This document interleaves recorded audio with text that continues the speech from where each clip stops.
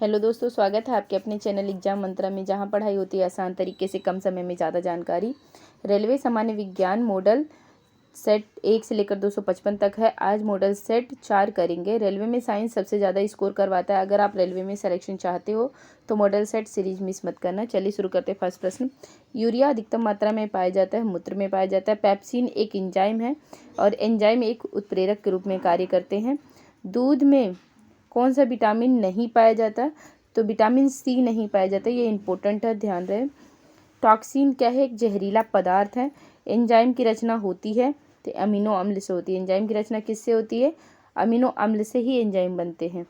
फल और सब्जियों में नहीं होता। विटामिन डी फल और सब्जियों में नहीं होता। विटामिन डी हमें धूप से प्राप्त होते हैं, यानी सूर्य की किरणों से प्राप्त होता है। विटामिन डी एक अच्छा स्रोत है और अंडा भी विटामिन डी का एक अच्छा स्रोत है। मलेरिया एक परजीवी है, मादा एनाफ्लीज मच्छर। मलेरिया प्लाज्मोडियम परजीवी के कारण होता है, मानव मूत्र में उत्सर्जित होता है। विटामिन सी दूध में उपस्थित प्रोटीन होता है, कैसीन होता है। मेढक के हृदय में कितने चैम्बर होते हैं? 3 चैम्बर होते हैं। मछली में 2 चैम्बर होते हैं, ध्यान रहे। मानव शरीर का सबसे महत्वपूर्ण ग्रंथि है पिट्यूटरी ग्रंथि। ये सभी हार्मोन्स या सभी को एक तरह से कंट्रोल करती है, आदेश देने का काम करती है, इसलिए मास्टर ग्रंथि कहलाती है।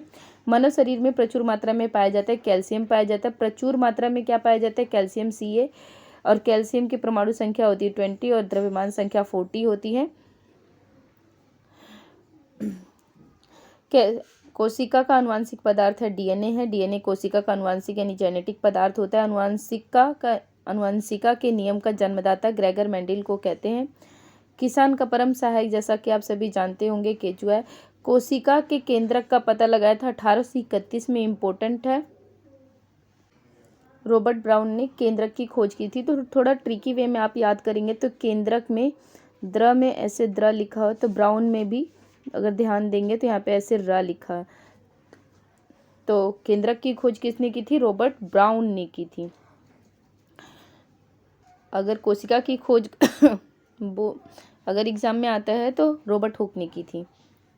सबसे बड़ा फल जो होगा आर्किडस होगा और पुष्प होगा रेफ्लोसिया। फल आर्किडस। नेक्स्ट क्वेश्चन है, स्तंभकंद, धनकंद, सलकंद, प्रकंद। स्तंभकंद का उदाहरण आलू है।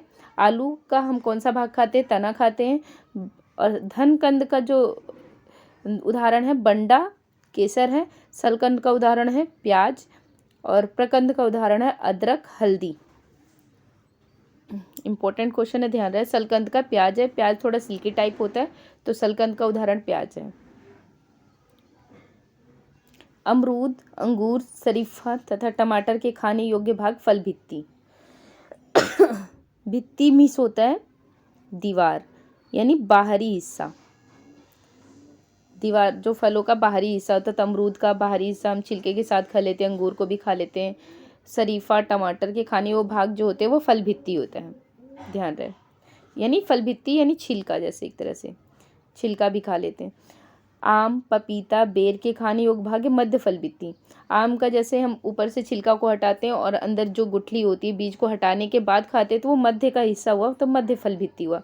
पपीता का भी सेम बीज निकालते हैं और अंदर वाले पार्ट को, जो अंदर की लेयर होती है उसको हटाते हैं और बाहर का जो छिलका होता है उसको हटाते खाते हैं, तो मध्य फल भित्ति।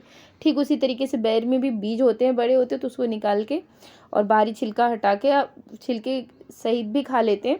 तो वैसे मध्य फल भित्ति खाने योग्य भाग जो है आम, पपीता, बेर होता है। उम्मीद करती हूँ समझ गए होंगे आप। अदरक, आलू के खाने योग्य भाग जो है तना है। तना और आलू क्या है? जैसा कि अभी हमने पढ़ा है, आलू 1 सेकेंड, स्तंभकंद में आता है।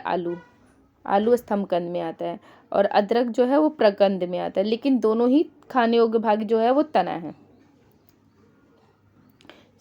सलजम हो गया, मूली हो गया, गाजर हो गया, ये थोड़ा कोन टाइप होते हैं और इनका हम जड़ खाते हैं, तना नहीं खाते, ध्यान रहे। इंपॉर्टेंट है ये भी। मानव शरीर में रक्त की मात्रा शरीर के भार का 7% लगभग होती है। इंपॉर्टेंट है। उम्मीद करती हूँ आपको यह वीडियो पसंद आएगा। अगर आपको लगे कि इस वीडियो ने आपकी थोड़ी भी मदद की है तो वीडियो को लाइक करें और चैनल को ज़रूर सब्सक्राइब करें। आपका सपोर्ट ही हमारी प्रेरणा है। धन्यवाद।